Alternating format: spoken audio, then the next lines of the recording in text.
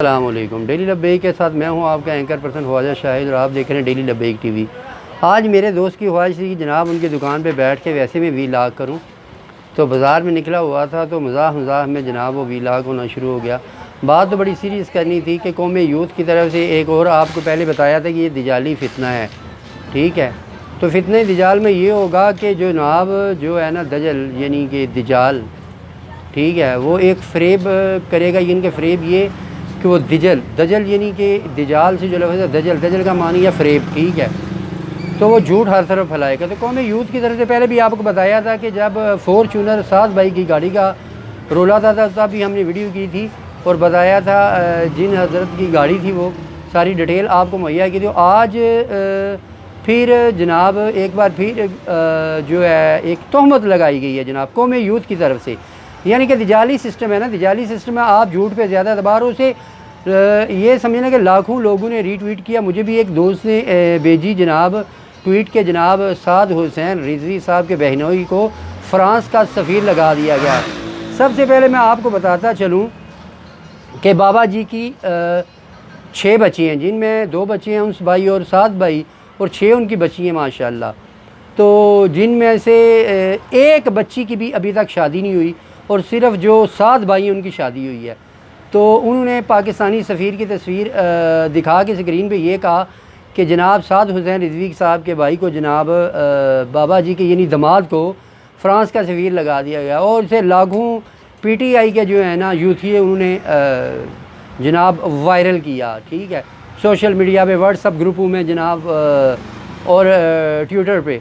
तो आपको पहले बताया कि इनकी खबर आगे रीट्वीट करने से पहले और आप व्हाट्सअप ग्रुप में भेजने से पहले इसी की तस्दीक कर लिया करें, क्योंकि आपको कुछ दिन पहले तो आपने देखा होगा कि हमारे तो 40-40, 50-50 ट्रक अल्हम्दुलिल्लाह डेली लब्बैक के निकलते हैं ऑपरेशन के लिए जो सैलाब ज़दगान इलाकों में हो रहा है, ठीक है, जहाँ पे केपे की है, उसके बाद सिंध के इलाके हैं, उसके बाद ये जनूबी पंजाब के इलाके हैं जनाब, ठीक है। यानी कि इवन चारों सूबों में हमारा ऑपरेशन जारी है। हमने अल्हम्दुलिल्लाह VIP nurses, VIP doctors, ladies doctor, ठीक है, वो सामान लेडीज़ के मतलब जो कोई सोच नहीं सकता।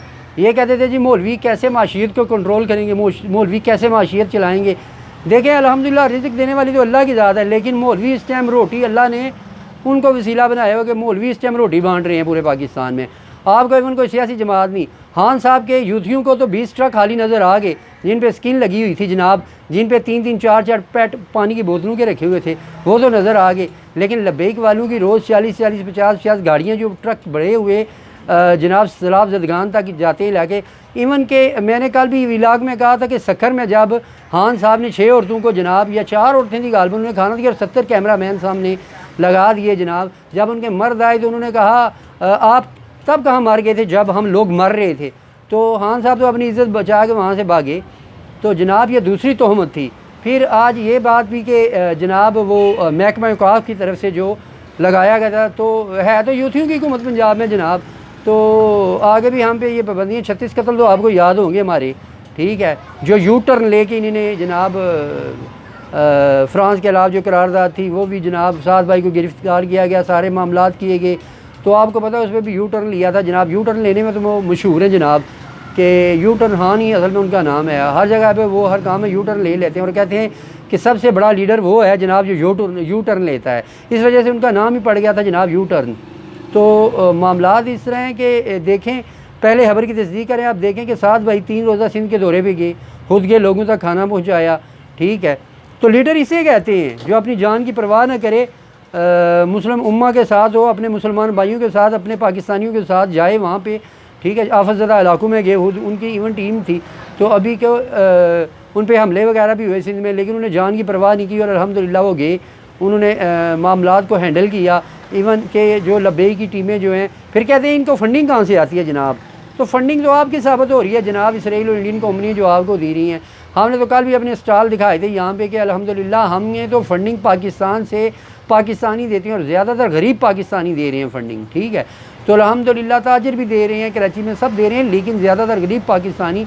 मैंने ऐसे ऐसे लोगों को देखा है जो यकीन करें कि नए नए कपड़े लोगों ने निकाल के, नए नए बेड सेट, हम खुद जनाब वो इनको कर रहे थे मामलात को जनाब, कैंप वगैरह लगाए हुए थे। तो तो मामला कुछ इस तरह है कि जितनी भी कौमें युद्ध जो खबरें फैलाती है तो इनसे पहले तस्दीक कर लिया करें। आपको पहले बताया है कि ये दिजाली सिस्टम के तहत ये एक झूठ को आम किया। अगर आप एक झूठी खबर लगा दें ना यूट्यूब पे, उसे लाखों बंदों ने सर्च करना है, उसे देखना है जनाब कि है क्या इसके अंदर, बेशक कुछ भी ना हो, लेकिन आप सच कह गए कि आपके 12 व्यूज़ होंगे, 13 होंगे, 14 होंगे, 100 होगा, इवन एक यानी कि 1000 हो जाएगा, 2000 हो जाएंगे। लेकिन जब एक झूठी खबर लगाएंगे ना तो लाखों बंदे आ जाएंगे उसे देखने के लिए, सर्च करने के लिए, ठीक है। तो मामला ये है कि फिर आपने देखा कि वहाँ पे दादा साहब जो उर्स हुआ वहाँ पे भी साद रिजवी साहब पे ये लगाया गया कि जनाब महकमा औकाफ की तरफ से कि हम जनाब वो लब्बैक का नारा लगने। जब सियालवी साहब तकरीर के लिए उठे तो देखा लोगों ने कैसे नारा लगाया लब्बैक का। तो अभी तो 7 भाई आएँगे, अभी तो 7 भाई ने आना, इंटर होना है जनाब, इंटर होकर आपको बताएँगे जनाब। ये 20 लाख से पहले मैं कर रहा हूँ जनाब। तो आप आएँगे तो देखना लब्बैक के नारे अल्हम्दुलिल्लाह पूरा लाहौर फिर जैसे बाबा जी ने कहा था वहाँ खड़े होकर मीनार पाकिस्तान पे, जब हम भी वहाँ पे थे तो बाबा जी ने एक बात कही थी कि या मीनार पाकिस्तान का ये मंज़र देखा।